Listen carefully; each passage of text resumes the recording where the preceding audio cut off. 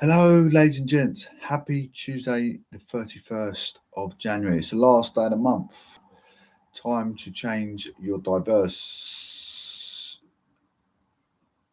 better your circumstances, your life chances, life goals. Make that change. On the module DD211, Understanding Politics, Ideas and Institutions in the Modern World. Block 2, Chapter 19, Culture, Rights and Justice in Global Politics. Alternative rights discourses from the non-Western world. Communitarianism revisited. Page 210. So far, we have discussed how the global propagation of rights is an important element of cultural globalization. That means that rights can be considered as cultural to a certain degree. However, if the universal propagation of rights is a cultural process, then it is not surprising that it is contested on cultural grounds. We have outlined how arguments for rights can be considered as universally valid, but also that this notion is hotly debated. On cultural grounds, it is particularly challenged by communitarians who hold the belief that the world consists of different cultures that may or not be compatible. In this view, global rights represent a particular cultural tradition and therefore they do not have universal validity. In this section, we illustrate how these arguments have been used and questioned in political debates about human rights. A communication understanding of the global propagation of the rights sees it as a global propagation of one set of values that changes the diversity of popularity of cultures. Therefore, communitarians will generally argue for diversity of homogeneity. In the view, arguing for universal respect of rights such as freedom of speech, freedom of organisation, patenting of inventions of gender equality, in fact, represent support for imposing an alien cultural tradition upon another society that may wish to prioritise other values, such as respect for family and duty towards community. This is sometimes referred to as cultural relativism, a charge laid out some communitarians who focus on the benefit of communal and particularistic formations over universal ones. In human rights, cultural discussion is usually about whether human rights are respected or violated in particular cases. Are prisoners tortured in country X? Does country Y respect the right of free speech? Are people persecuted because of their religion or political opinion in country Z?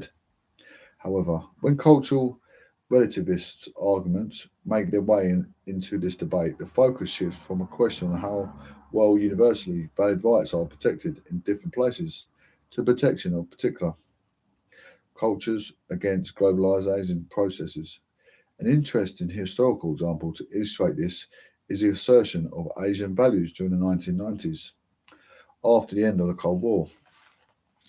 Western states started asserting more radically than before a respect for human rights and democracy in their foreign policy. For example, the member states of the European Union introduced respect for human rights and the introduction of democracy as a condition of aid policy. Also, international organisations such as IMF and the World Bank regularly asserted the need of good governance, which included reference to human rights. In Asia, Singapore and Malaysia took the lead of opposing Western human rights agendas by affirming Asian values, for example. The Financial Times reported in March 1994 that Dr. Mahathir Mohamad has asked Malaysians not to accept Western style democracy as it could result in negative effects.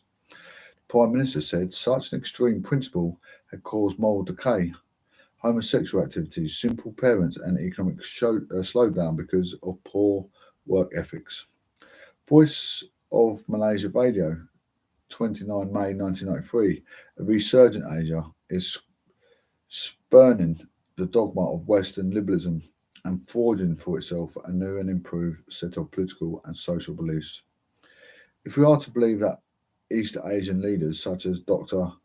Mahathir, the Malaysian Prime Minister, trumped across the region as the Asian way, the emerging ideology is loosely based on the teachings of Confucius, who championed family values and respect for authority.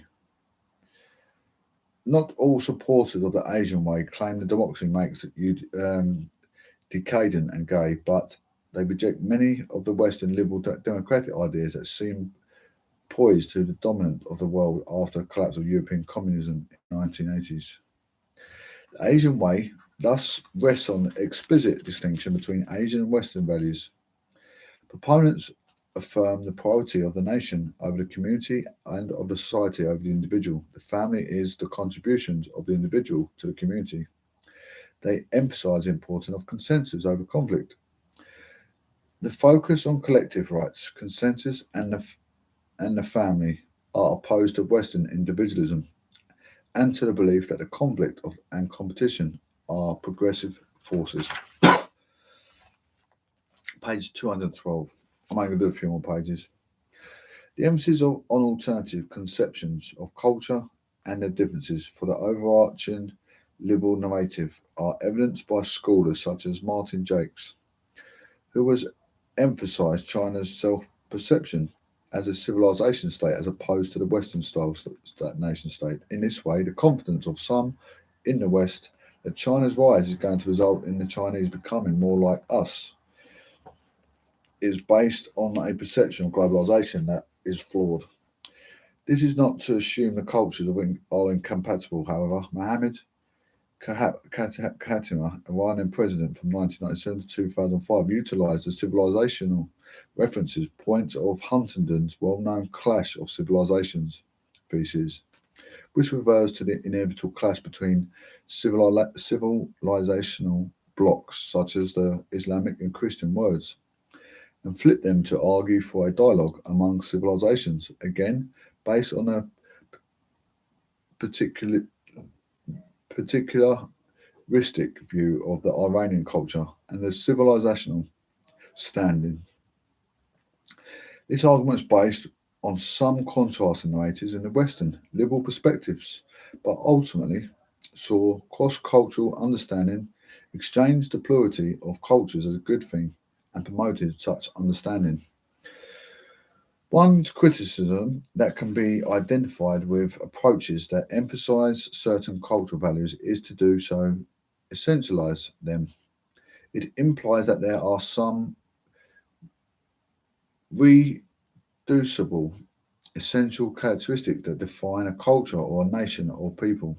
Indeed, when looking at the Muslim world and applicability of Western defined universalistic human rights norms, it is easy to set up the juxtaposition between two contrasting views. However, to do so assumes that there is one overarching Islamic vision of human rights. Indeed, 1981 Cairo Declaration on Human Rights in Islam, adopted by member states of the Organisation of Islamic Cooperation, the OIC, is such as example.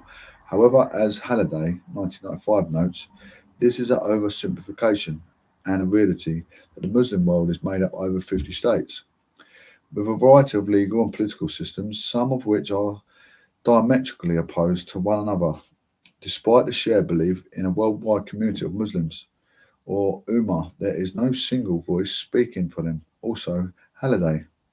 On the issue of human rights itself, those who are victims of regimes speaking in the name of legitimizing Islam, be this Iran, Saudi Arabia, or Sudan, have often invoked universalistic principles precisely because they consent the very legitimacy of regimes that are representing them.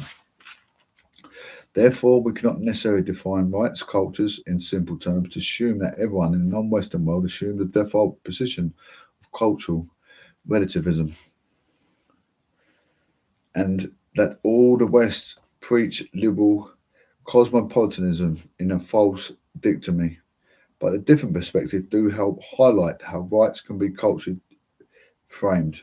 It is important to note here that we're not seeking to make a judgment about the validity of opposing individualistic Western cultures to Asian or Islamic cultures. Instead, the key issue is to focus on is that the communitarian and, by extension, culture relativists argument changes to the debate on human rights. The focus moves from the question of the universal implementation of human rights to the protection of cultural identity, and so fits in more with the communitarian aim. of maintaining pluralism. In such a view, the global propagation of human rights turns from universal good that should benefit everyone in some problematic cultural strategy that risks undermining a variety of other cultural traditions by shifting the focus from universal rights to particular cultures. Culture relativism emerges as a political strategy that makes the cosmopolitan project of developing an international community organised around perceived universal rights cultural problematic. From cultural to power politics, the political affirmation of Asian values is not simply cultural discourse opposing the globalisation of human rights. However, let us return to another of the statements made by the Prime Minister of Malaysia, ℚ Mohamad. Believe me, if it was Africa that was rising economically, we would be having discussion of African values, not Asian values. The West fears that Asian success will lead to Asian self-assertion. This is an interesting statement for two reasons. First, it suggests that the fascination with Asian values does not simply originate from within Asia. The discourse on Asian values also result from Western fascination with Asian values. Second, the quotation suggests that the Malaysian Prime Minister believes that the West fascination with Asian values results from a fear of Asia's self-assertion. In ℚ opinion, the West fears with the economic success of the Asian tiger. Economies and the rise of Asian self-confidence result from it. Let us focus on the second point about self-assertion. It suggests that the issue is not simply Asian cultural identity and universal validity of human rights, but also changing power relations between Western and Asian states. ℚ seems to suggest that what is at stake for the West is that Asian economies pose a threat to the dominant power position of Western states in the international system. At least, that is one way of reading his claim that the West fears Asian self-assertion. This is a realist interpretation which turns the Asian values debate into a story about international competition for power. Cultural identity is not simply something that is worth fighting for in its own right. It also needs to be protected because it is an important resource in the global economic power struggle. As a result, culturally defined strategies are not just about preservation of identity, they are also strategies in the struggle for economic and political power in the international system. The Asian values debate is thus part of the political contest in which cultural identity, human rights protection, and struggles for economic power are closely tied together. According to this reading, it would be a mistake to ignore the contest of cultural identity and human rights protection in favour of more traditional power politics, and vice versa. In some ways, then, the above is simply an illustration of an exercise in constructing an interpretation that allows cultural understandings of international relations to coexist with power political explanations. It demonstrates that cultural and power political arguments are not necessarily contradictory in international politics. At this point, you might want to think back in chapter 17, where we outlined the different theoretical perspectives through which to analyse different issues in global politics. The useful lesson here regarding these is the realist interpretations emphasising economic and military power to a constructivist in the interpretations emphasising cultural identity to explain international politics are not necessarily mutually exclusive. Thank you. I'm going to leave that reading there for today. I ain't got many pages to finish the book. I've read so many books over the last few years. Oh my goodness. Anyway, thank you for tuning in on YouTube. I really appreciate you coming through. Please subscribe to my YouTube channel. Raphael.